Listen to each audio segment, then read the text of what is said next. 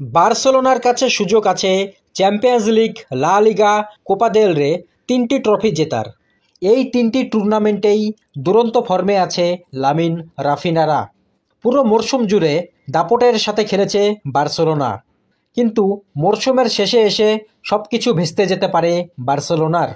কারণ 10 দিনের মধ্যে খেলতে হবে 4টি গুরুত্বপূর্ণ ম্যাচ।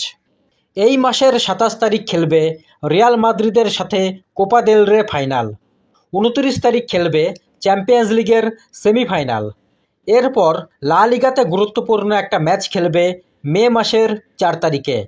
আবার 2 দিন পরেই 6 তারিখ খেলবে চ্যাম্পিয়ন্স লিগের দ্বিতীয় সেমিফাইনাল।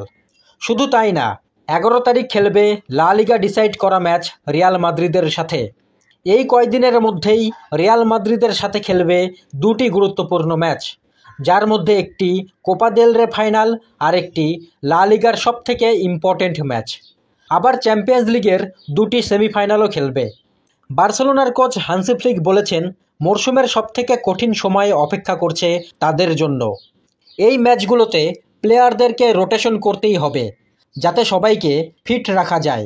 ক্লাবের প্রতিটা প্লেয়ারকে নিজেদের সেরাটা দিতে হবে, যাতে বার্সেলোনা ট্রেবল জিততে পারে এই মরশুমে।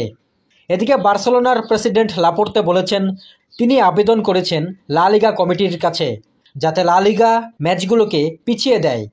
তবে লা লিগা প্রেসিডেন্ট তেবাস বলেছে, কোনো ম্যাচের ডেট এবং টাইম পরিবর্তন হবে না। কিছুদিন আগে রিয়াল মাদ্রিদের করা আবেদনও নাকচ করেছিল লা লিগা কমিটি। রিয়াল মাদ্রিদও লা লিগাতে ম্যাচের ডেট এবং টাইম পরিবর্তন করতে চেয়েছিল, যাতে আর্সেনালের সাথে কোয়ার্টার ফাইনাল ম্যাচের আগে বেশি দিন রেস্ট করতে পারে। এদিকে রিয়াল মাদ্রিদ সাইন করতে পারে আর্জেন্টিনার মিডফিল্ডার ম্যাকঅ্যালিস্টারকে। শোনা যাচ্ছে স্পেনের জুবিমেন্ডিকে না নিয়ে লিভারপুল থেকে ম্যাকঅ্যালিস্টারকে নিবে। লিভারপুলের হয়ে নিয়মিত পারফর্ম করে এই আর্জেন্টাইন। বলতে গেলে লিভারপুল আর আর্জেন্টিনা জাতীয় দলের মাঝমাঠের সেরা প্লেয়ার তিনি।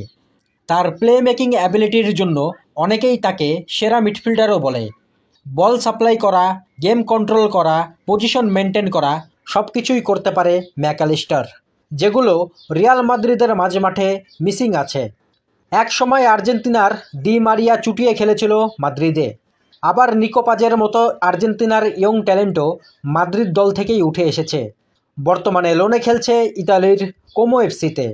আগামী মরশুমে হয়তো মাদ্রিদে ফিরবে নিকো পাজ। এখন দেখার রিয়াল মাদ্রিদ আর্জেন্টিনার সেরা মিডফিল্ডার ম্যাকঅ্যালিস্টারকে সাইন করতে পারে কি না। লিভারপুল সহজেই ছাড়বে না তাদের অন্যতম সেরা প্লেয়ারকে। এমনিতেই ডিফেন্ডার আর্নল্ডকে কিনছে রিয়াল মাদ্রিদ। তার ওপর আরও একজন প্লেয়ারকে মাদ্রিদের কাছে বিক্রি করতে চাইবে না তারা।